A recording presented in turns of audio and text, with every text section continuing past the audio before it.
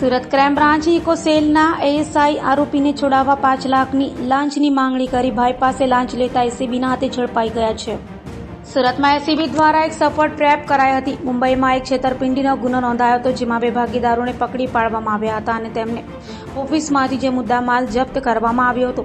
બંને ભાગીદારને છોડાવવા માટે ઇકો સેલના એએસઆઈ સાગર સંજય પ્રધાન દ્વારા 15 લાખની માંગણી કરવામાં આવી હતી, જેમાંથી 5 લાખની રકમ લેવા એએસઆઈનો ભાઈ ઉત્સવ સંજય પ્રધાન આવ્યો હતો, જેને એસીબીએ ઝડપી પાડ્યો હતો. જોકે ટ્રેપની ખબર પડી જતા સાગર ભાગી ગયો છે, જેથી ઇકો સેલનો એએસઆઈ એસીબીની પકડમાં આવ્યો નથી. વર્ષ 2020માં ભરતી થનારા એએસઆઈ સાગરનો પગાર 26,000 છે.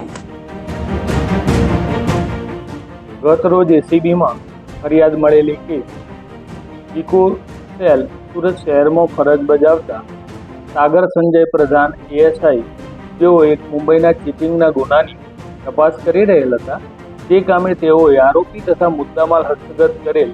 જે મુદ્દામાલમાં લેપટોપ, ડાયમંડ વગેરે મુદ્દામાલ હતો.